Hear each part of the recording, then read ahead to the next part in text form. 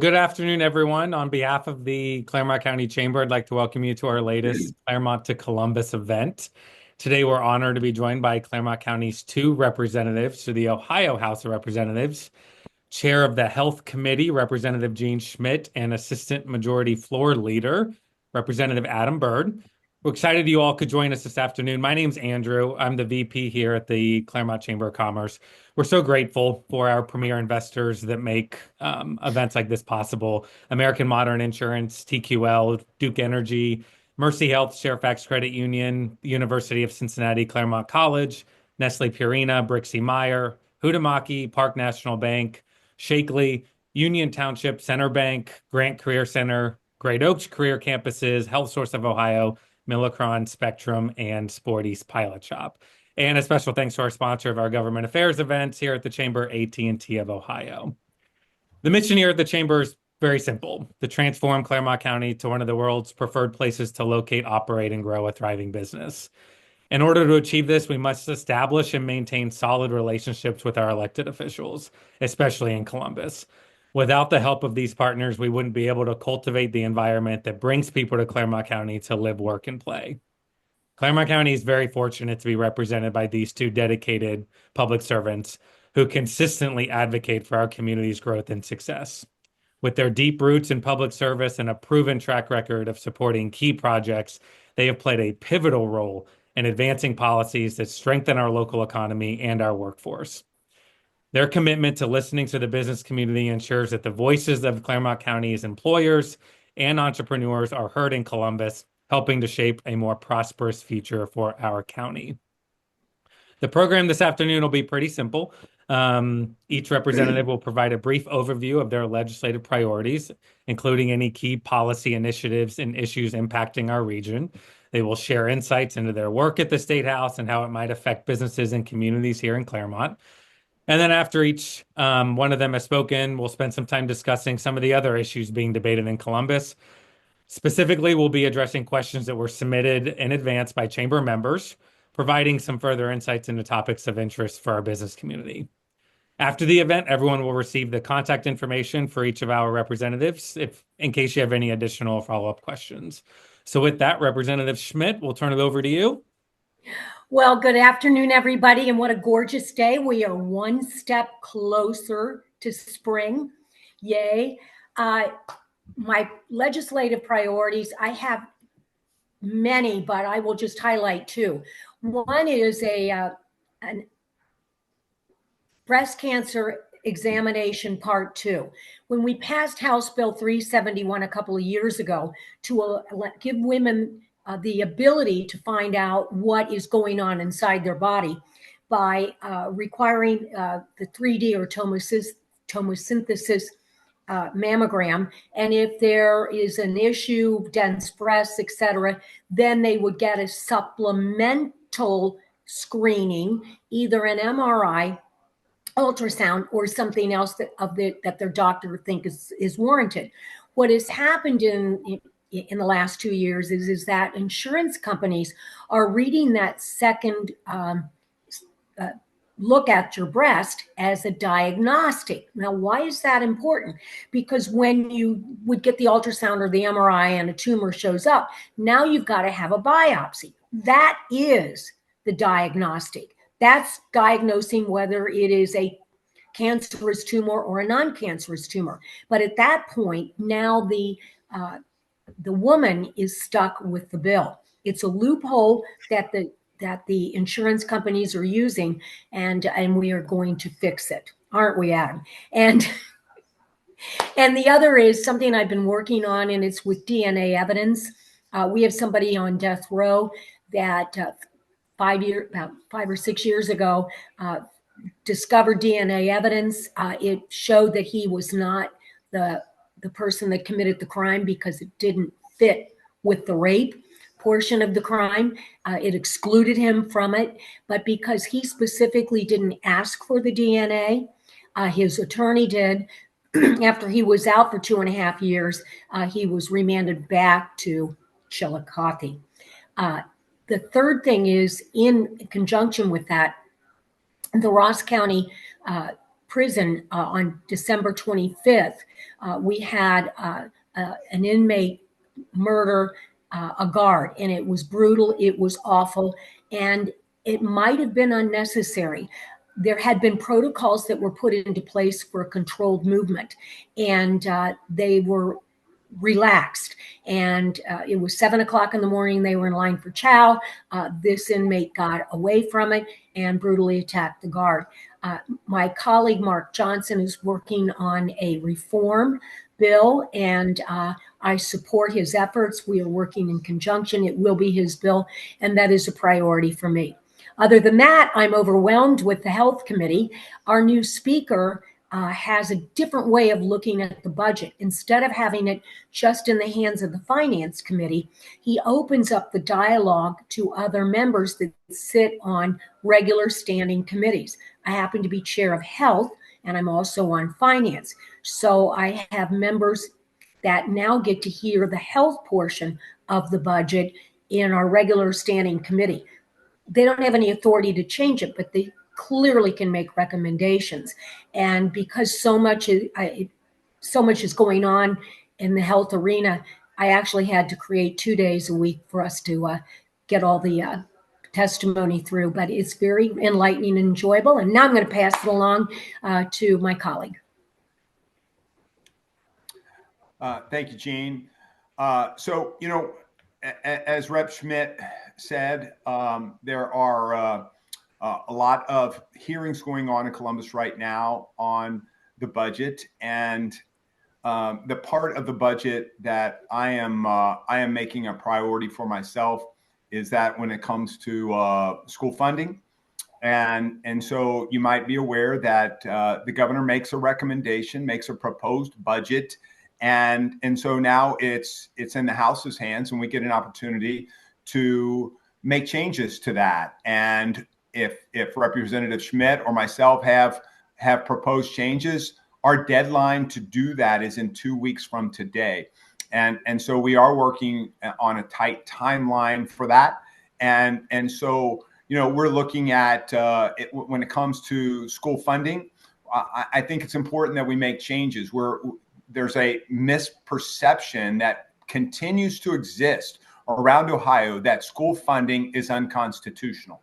That is not true. The DeRolf decision that rendered it unconstitutional 20 some years ago, we don't use that anymore. We use a new funding formula designed by former Speaker Bob Cupp and Representative Patterson from Ashtabula.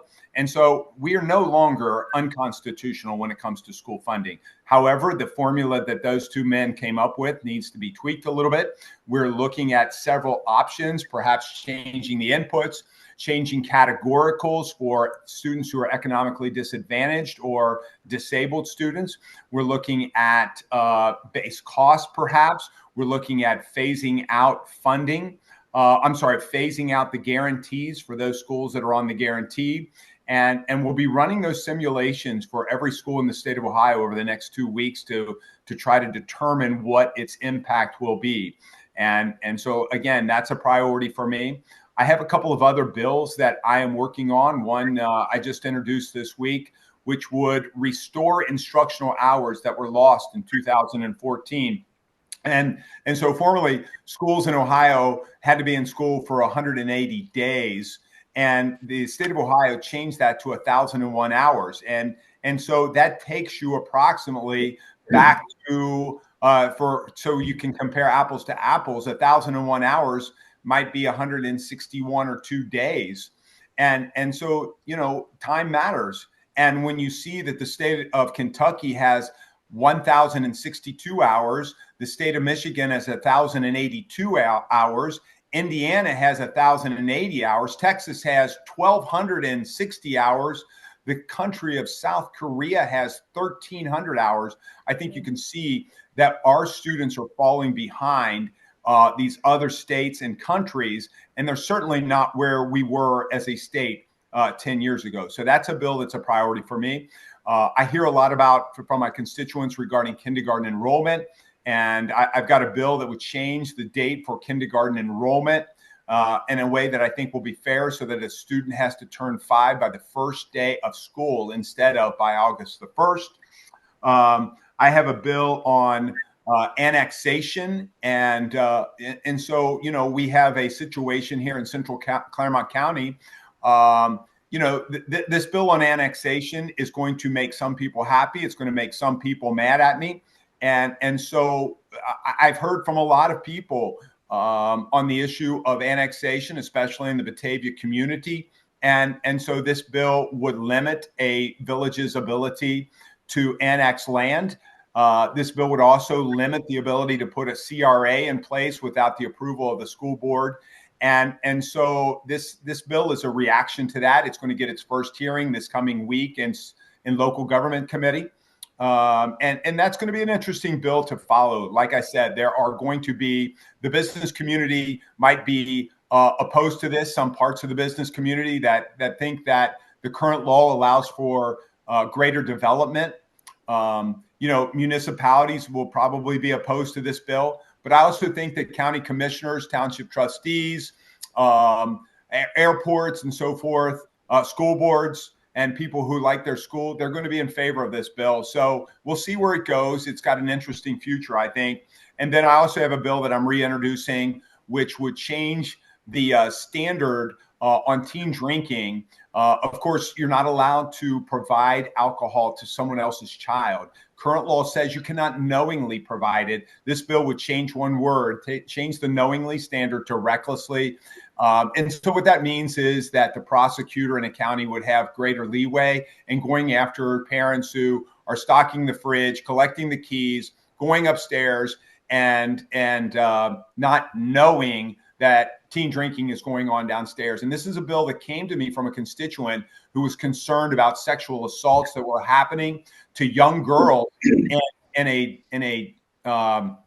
group setting. Boys and girls drinking and sexual assaults were occurring. And so this is a bill that I'm bringing forward based on a concern from a constituent. So those are some of the things that are happening on my perspective right now. And I'm sure questions Rep. Schmidt and I are willing to take. Yeah, we're definitely going to dive into the fair school funding models and kind of a little bit more deeper into that in a second. But first, Representative Schmidt, I want to go to you because you're a seasoned veteran when it comes to state budgets. You've been through this process multiple times. Can you explain to those that are tuned in kind of what that process is, from the governor making his kind of proposal to what the General Assembly does, the deadlines to getting it all done when it has to be done? Does it have to be balanced? Can you talk a little bit about that? Sure. It's at least a four-step process. The governor has his own budget. It's called the Blue Book. We're given the Blue Book, then we have the Red Book, which shows where the money is going in a line-by-line manner. We in the House are the first to look at that budget and to make changes that we feel warranted, and to add things into the budget that we feel are warranted. And I think we're trying to get our budget resolved by the middle of March, because then we hand it over to the Senate and they do their magic. And some of the things that we want in the budget, they may take out, they may enhance them. They may put things in the budget that we don't like. Then it goes back to okay, I forgot. So we get the budget, we pass ours over to the House. So we've pressed the button to pass it. Goes to the Senate, they change it, it comes back to us. We can either concur and say you did a great job, we're done, or we can vote not to concur. Then you have a special panel that comes forward. It's called a conference committee, and they work to mesh out the differences and come to an agreement on what both sides can live with.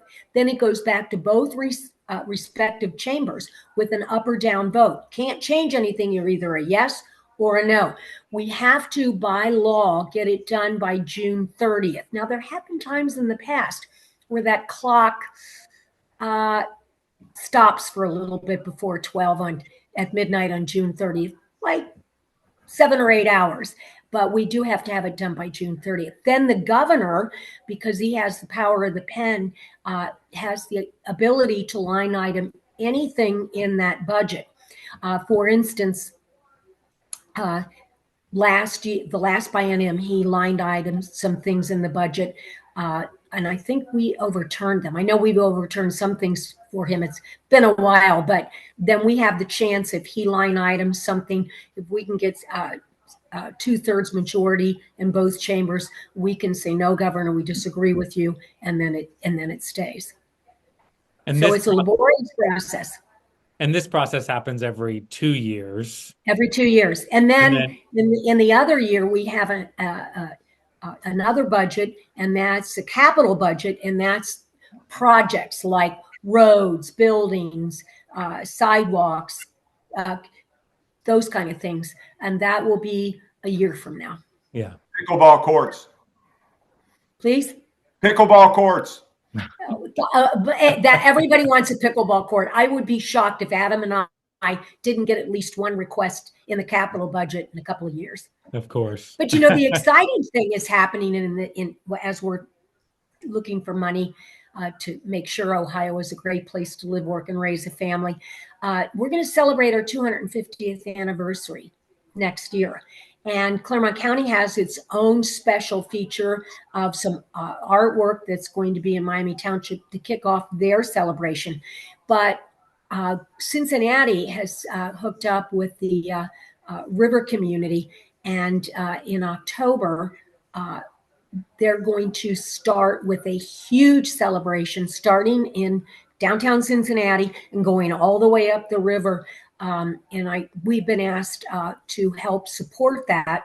I believe their ask is $1 million. But so it's going to be an exciting 250th anniversary. Yeah, definitely. Well, one question we actually got was about the governor's proposed $218 billion budget proposal, which called for the fully funding of the Fair School Funding program, also increasing the taxes on tobacco, marijuana, and sports betting.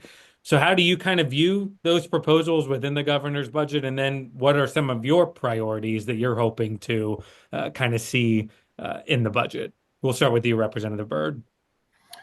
Yeah, so the answer to the Fair School Funding formula is complicated for sure, because there's a lot of bits and pieces that go into that. But I think it's important to remind everybody that the entire formula is built upon local share that's determined by property taxes. And so because property taxes are such an item of concern among constituents, not just in Clermont, but all around the state of Ohio, they are out of control. Property valuations have increased beyond what I think any of us could have normally expected. And so we have probably 5 to 7 property tax bills that have already been submitted that have not had full hearings, or maybe even any hearings yet.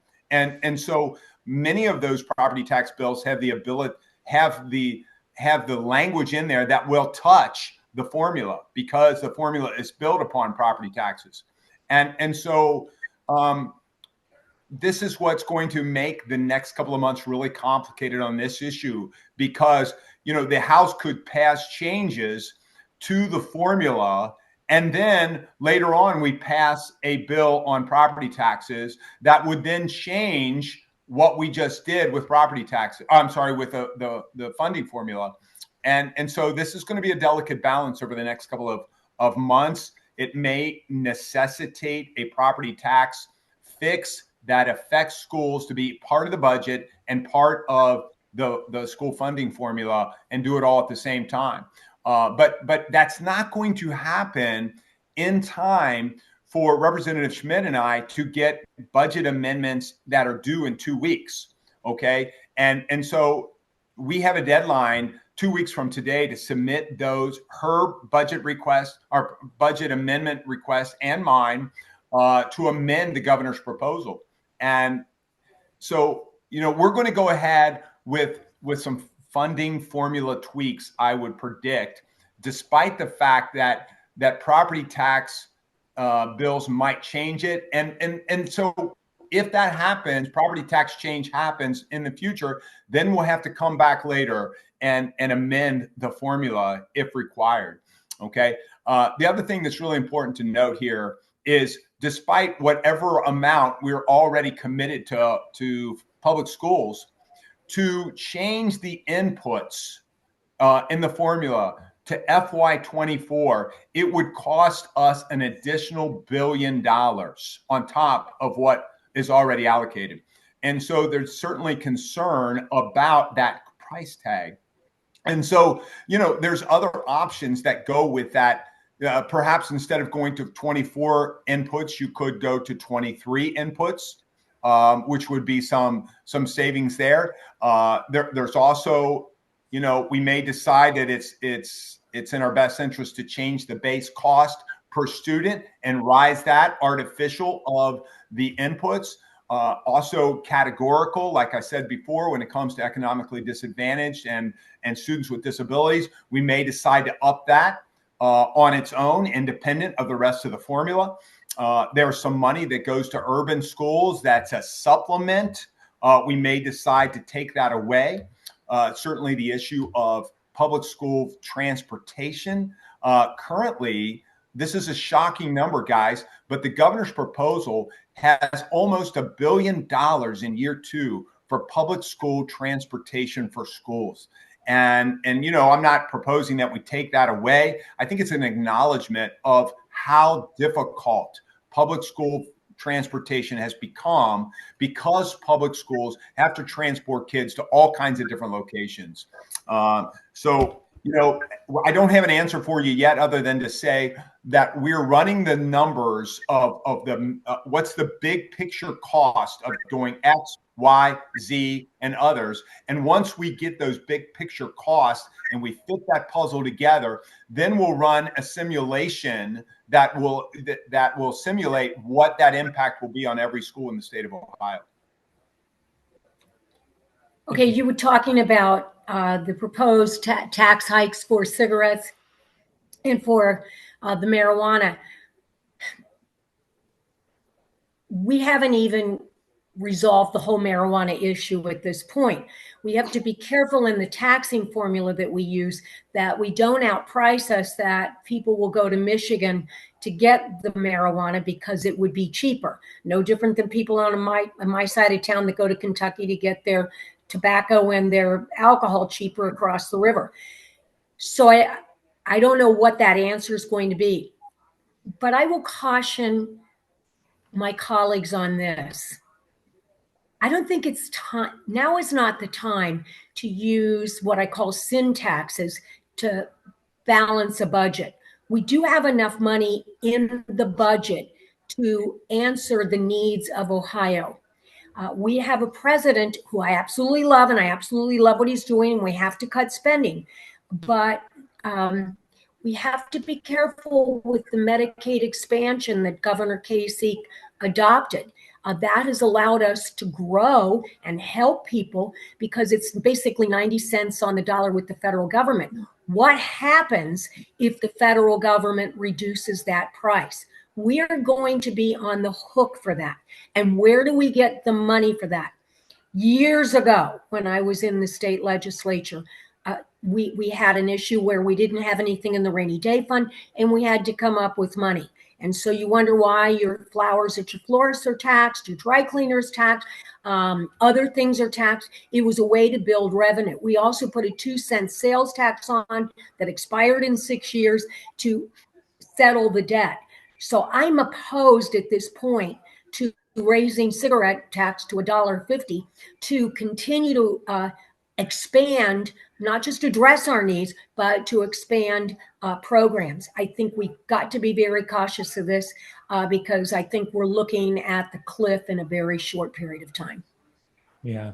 Do you have any priorities that you're hoping to see kind of come to fruition in the budget, given your role on health and? Well, yeah, what we did a couple of years ago is for the home health community and the nursing homes, Department of Developmental Disabilities, they were their wages are based on a Medicaid formula, and they were getting $12 to $14 an hour. They couldn't keep people in any of those homes because you could go to McDonald's and pour coffee for $15 an hour or $16 an hour. So we raised it, and that has really helped those people in those communities keep and expand their staff, but you can't keep the salary at a stagnant rate. You have to look at the fact that we have inflation, other things happen, and so in all the areas of the healthcare for people, they're asking for modest increases of like 47 cents to 53 cents an hour, and I do want that to happen for them so that they can keep the staff that they need to care for the frail, elderly, and those most in need. But it is a hike to the budget. And again, we have some wiggle room on some special expenditures, and that's one of the priorities that I have. Excellent. Representative Byrd, you obviously talked a lot about fair school funding, so I'll kind of kick this to you in a little bit more detail. What would you say your message is today to school districts in Clermont County? And we have some school districts that have benefited significantly from fair school funding, some that benefited a little bit. What is your message to them right now, especially with this kind of political climate we have, where some are looking at doing levies, but this outrage over property taxes and whether the public would be supportive of a higher hike in their property taxes than what they experienced last year? So as school districts are kind of weighing their options here, what would be your message to them from Columbus as far as like how are you going to ensure that they have the resources they need to educate our students?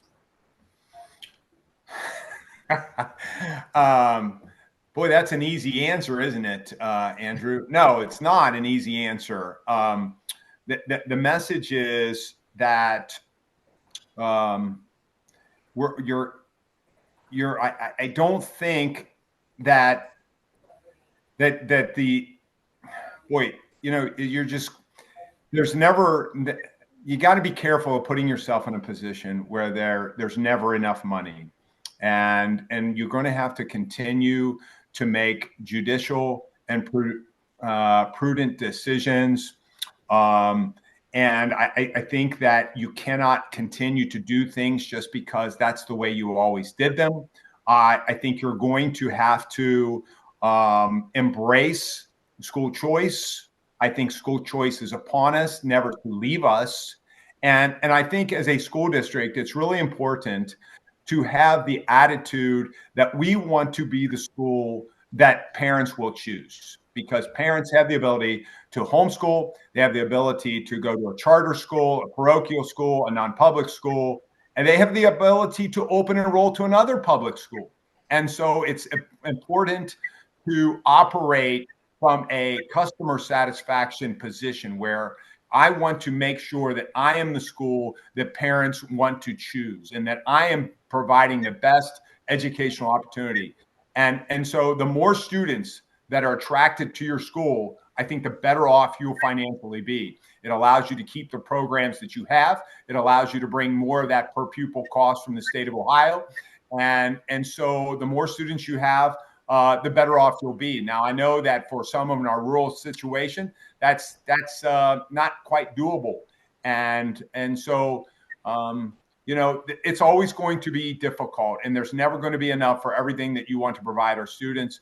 Shared services is always something that could be a part of conversation that you're having. Working with the Clermont County Educational Service Center to help share those services, certainly important as well. Representative Schmidt, anything you want to add? It's complicated. That's all I can say. I feel for districts that need some more money right now. And how do you go about getting it? And I wish them luck on their levies. But again, because we are in a situation where our property taxes, we were one of a handful of counties in the state of Ohio that saw about a 40% increase in the value, not what you paid, but on the value of your property that affected what you do pay.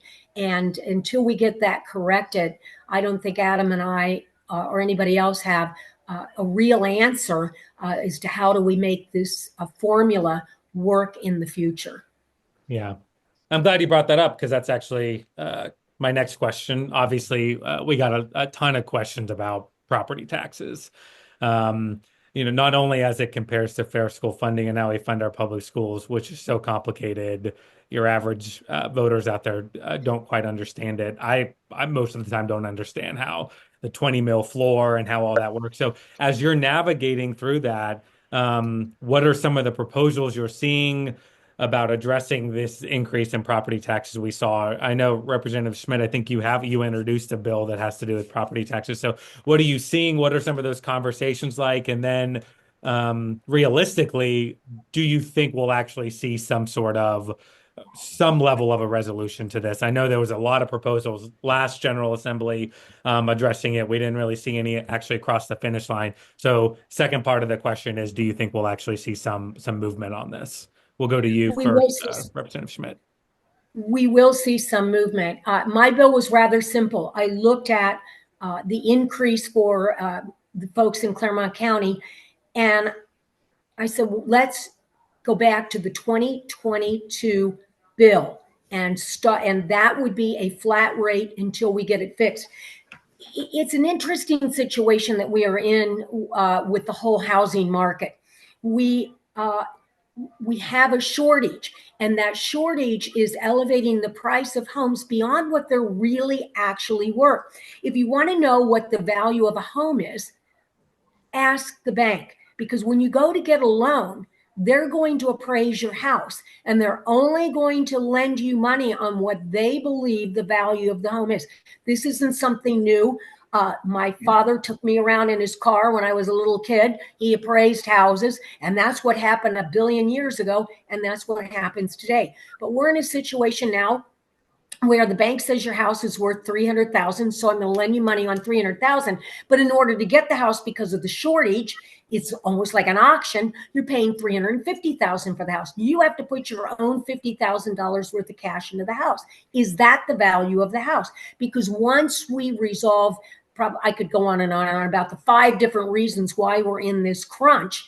I believe we're going to have a drop in what that cost, what those houses are. And for those that have spent more than what they're worth by the bank, that's why they're putting their own cash into it, so that the bank isn't holding the bag, but they would be. So we've got to resolve how the state values a house.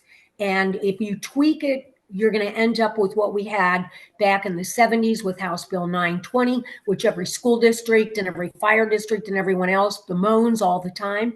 So we've got to get this right. And there's a bunch of bills out there.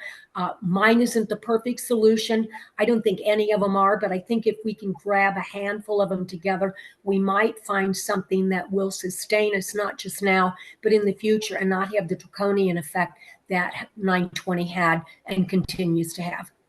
What are some of the other proposals that are kind of being floated? Go ahead. There's a bunch. Homestead exemption, expanding that. Looking at an inflation rate, I believe. Adam, I don't have the list in front of me.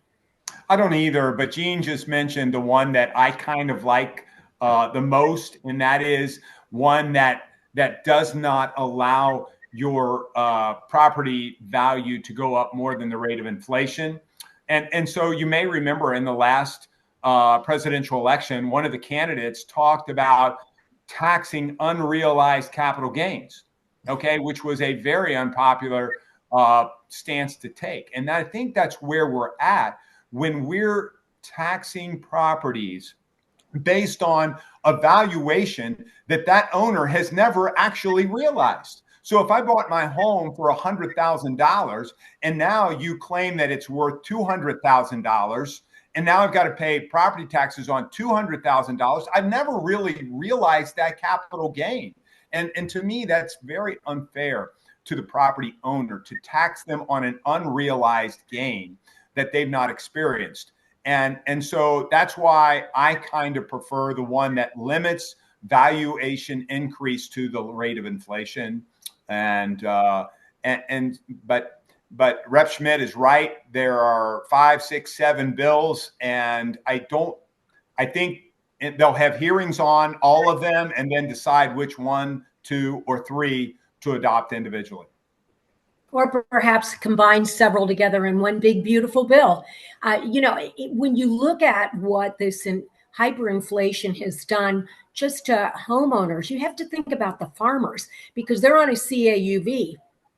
And that was adopted a long time ago so that farmers could actually be able to farm and pay for the taxes on their farm. So it's a reduced rate. But even in the formula for the reduced rate, what this hyperinflation has done is really put many farmers, especially small farmers, in a jam as to, because it's overvalued their real estate, their farms. It's a farming community. It's farmers, but all of a sudden, the price of land has been looked at in a much more expensive way. Hmm. Let's move on to energy. A lot of talk about how Ohio regulates and produces energy, especially with this explosion of AI. We're seeing these data centers from these media companies that they just need massive amounts of power. And Ohio's regulation system on energy is a little antiquated. So I know there's been a lot of talk. I know the Speaker and the Senate President has said that kind of reshaping the way Ohio handles its energy policy as a top priority. So, what are some of the proposals you're hearing? What are some of the proposals that you maybe are in support of having to do with how Ohio regulates its energy production? Representative Well, Byrd, start with you. sure. I think it's House Bill 15. They should check that out. I believe that's by Representative Kloppenstein. And this bill is a representation of some conversations that the Senate President and the Speaker have had.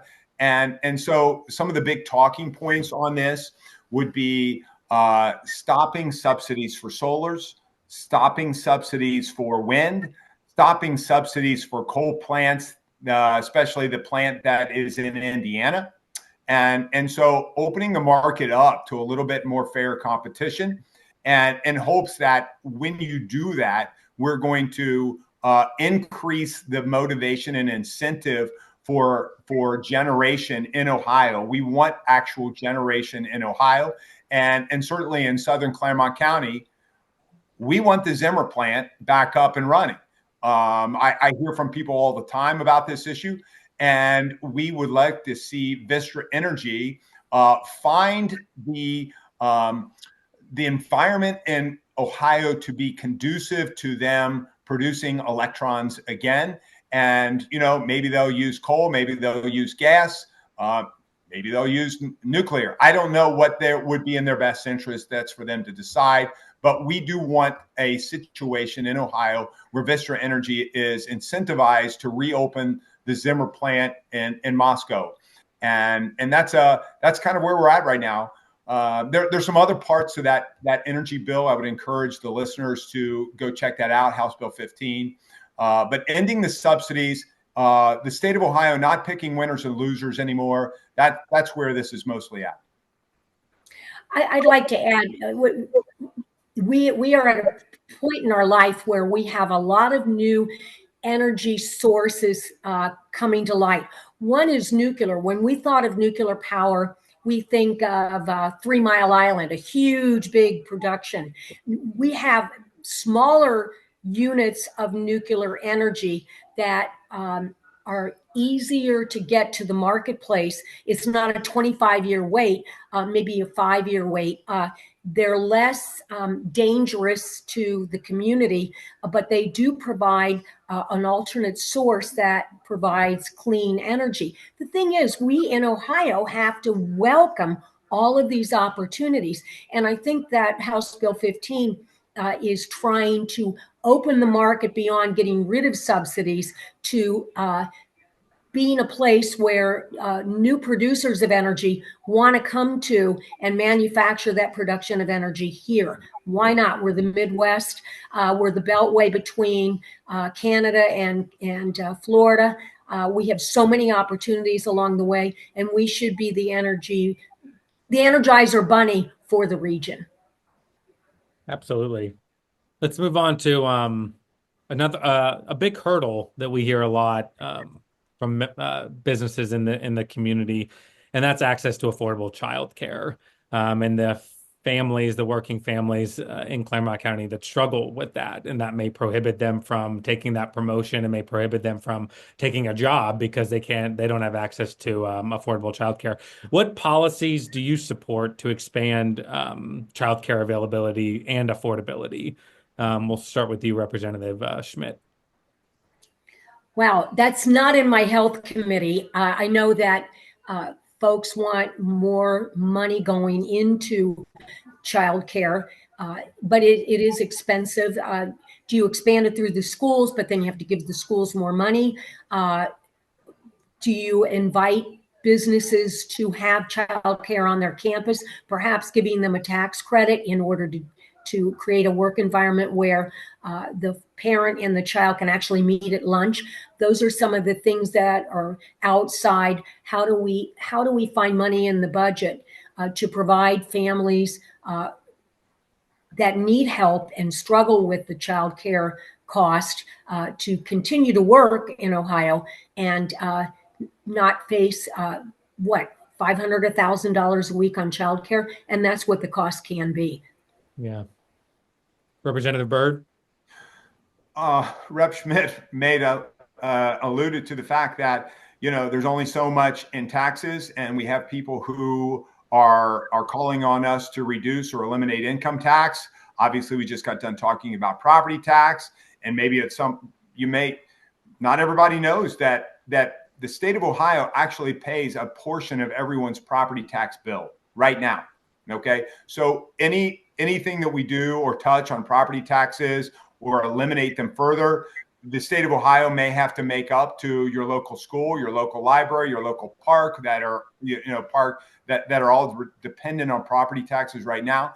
And so typically this is not an issue that Ohio has invested in a lot. And I think what your question implies is that people would like to see more investment in this area. And, we're going to have to find the money for that, because when we're talking about raising, like we said, educational costs and everything else, it's a tough issue, and it's not going to be answered unless we raise taxes. Fair enough. We got a lot of questions, and I know we've kind of already touched on this, but we got a lot of questions about recreational marijuana. I know there's been a lot of talk ever since Ohio legalized recreational marijuana. Now the General Assembly is considering some reforms. I know the Senate just passed a bill to make some tweaks to the initiated statute that was passed by the voters. So we'll go to you, Representative Schmidt. Over 100 localities have enacted moratoriums on the sales of recreational marijuana. So how do you kind of view the balance between state law and local control when it comes to an issue like recreational marijuana? And that kind of even extends to some of the economic benefits that could go to a community that does decide to sell recreational marijuana, and maybe using some of those economic development tools to capture some of that revenue, while we also have communities that are passing moratoriums and they're not getting that revenue. So how do you kind of balance those two? Well, first off, we have to make sure that we don't pick winners and losers in the production of marijuana. When the past assembly passed medical marijuana, they created categories for the industry. You had the people that grew the marijuana, you had the people that processed it into medical marijuana, and then the dispensaries that sold it. The Senate's bill never addressed the new market that has been created. So the people that are growing the marijuana now want to be able to process it and sell it, which can squeeze out the other two. I mean, Adam and I share a common person. Glenn Mert, which lives 2 miles from my house in Mount Orb, has a medical marijuana processing facility. And what the Senate's bill has done is basically price him out of the marketplace. And I won't go into the nuances of it, but we really have to address that and not pick winners and losers. That's not what Ohio does. Regarding the tax, the state wants the tax. They don't even want to give it to the localities under the governor's budget. And we need to make sure that if we're going, we've got pot, and the communities that now have dispensaries, they're all going to have problems just because of the nature of the product. And they need to have money to resolve those problems.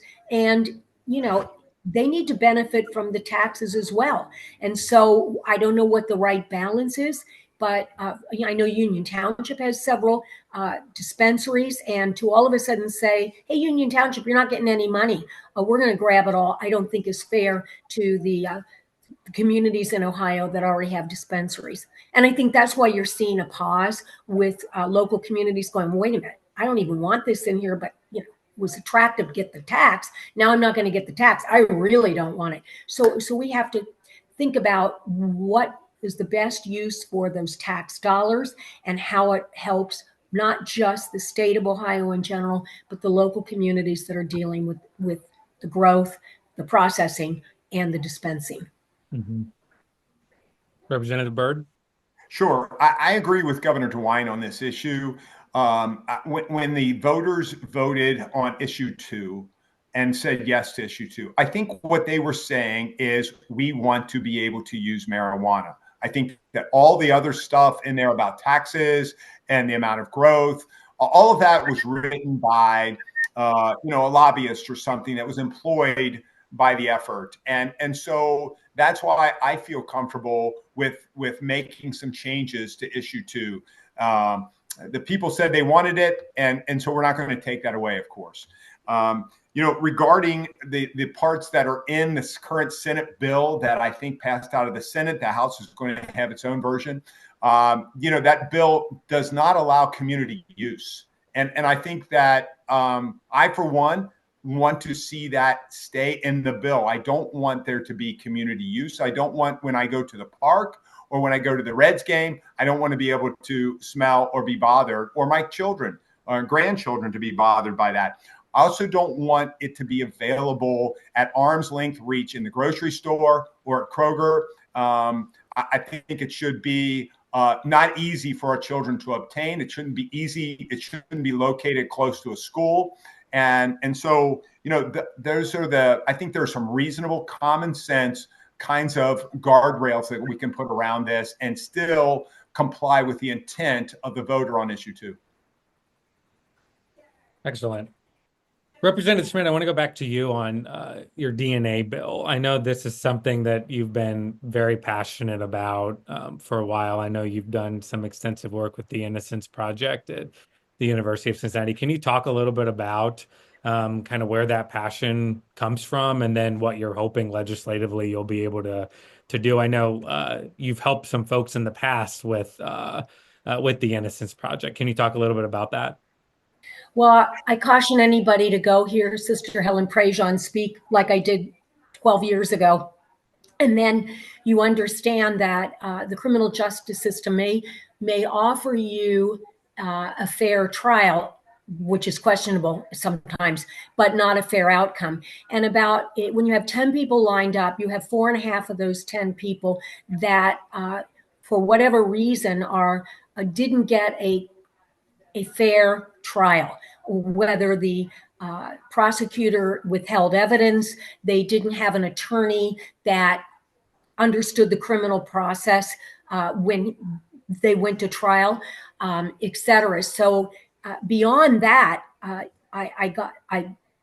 do believe that we need to end the death penalty for a variety of reasons, but one is that we can have people on death row that are innocent. And there's a gentleman by the name of Anthony Aponovich who is on death row that more than likely is innocent. And what happened with this individual was he was in the wrong time, the wrong place, and had the worst alibi in the world. Where were you last night? He was sleeping. And a woman was murdered. It was a rape murder, so you've got to have the rape involved. The prosecutor said that it was a single person, and because he had been there to give her a bid on painting the house, and the bid was on the kitchen table, and because 20 years before he had a little record, not a big record, but a little one, they nailed him, and they wouldn't believe that he wasn't there. And for 20 plus years, the DNA was hidden. It wasn't until one of his post-conviction trials that his attorney, Dale Bash, interviewed the county coroner. And the county coroner said, well, there was DNA, but we decided not to use it. And he went, what? There's DNA? Let's use it. So he had it tested, and it proved that Tony could not be the individual that raped the woman. Now, the prosecutors will argue that the slides weren't enough, but they were enough. The prosecutors will argue that there was also vaginal DNA, which they refused to pull over and refused to test. And the prosecutors will argue that he is guilty. We have at least 15 people in Ohio that prosecutors have that same belief that have been proven innocent.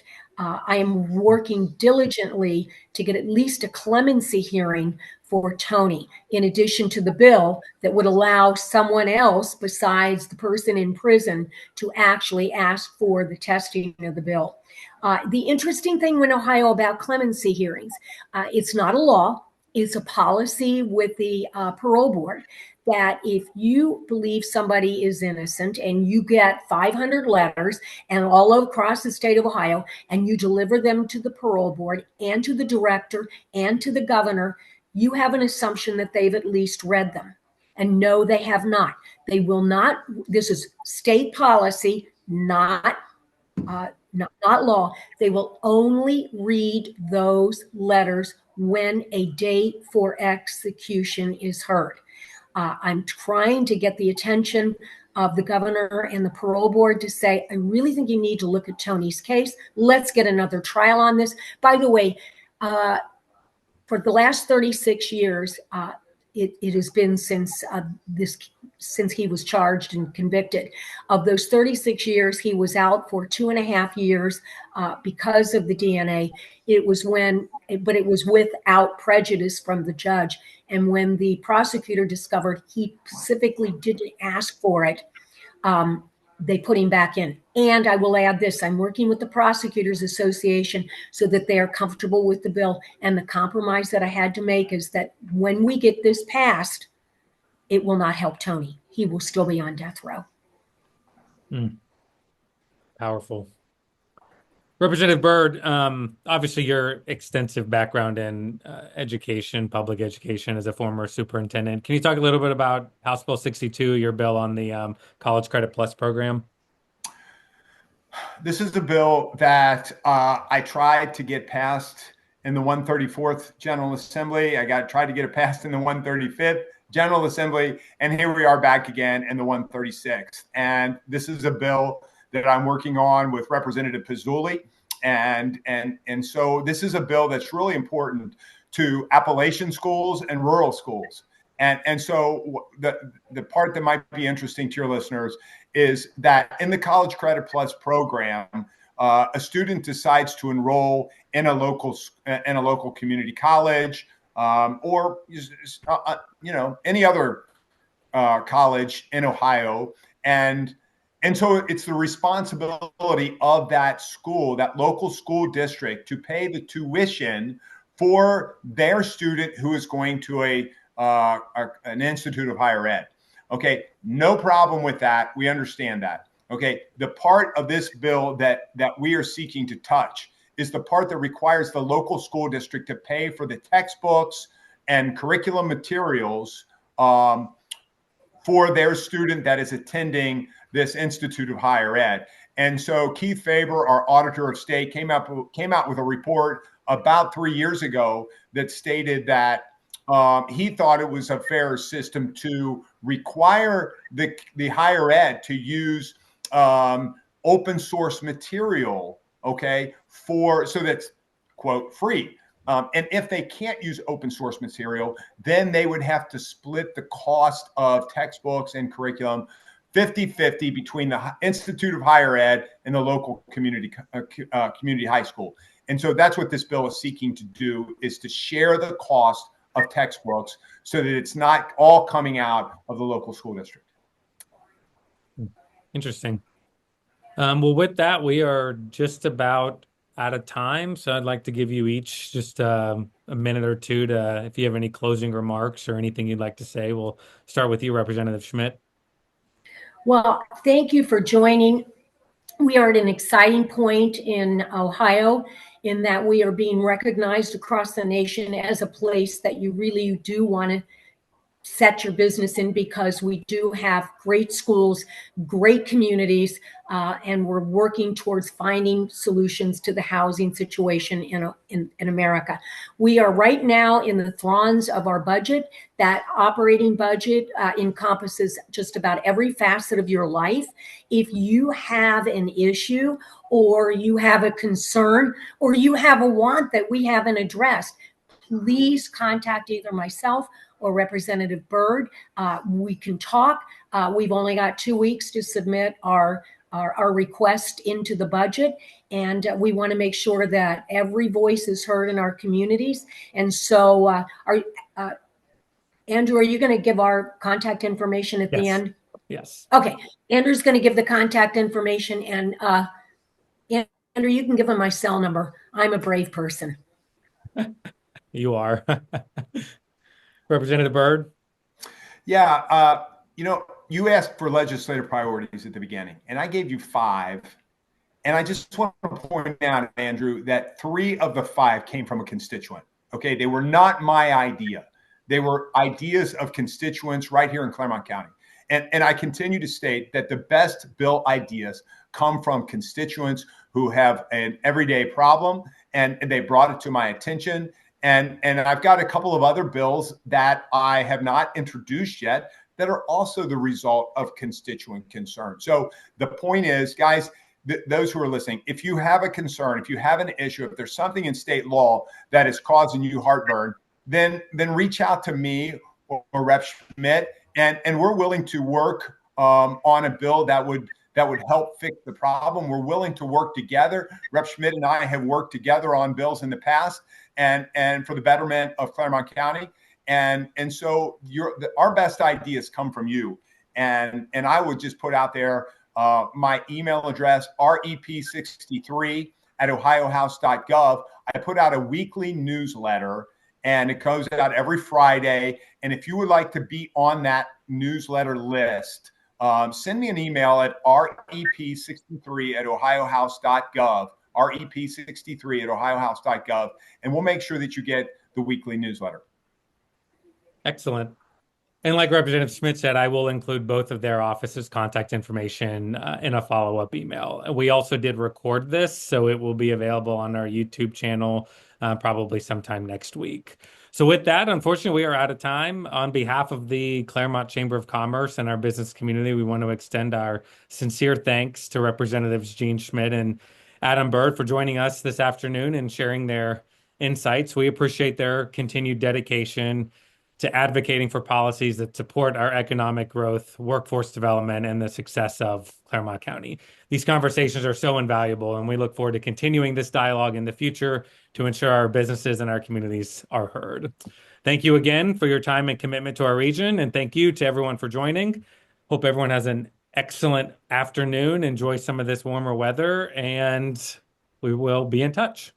Thank you all. Take care. Thanks. Thanks, Andrew.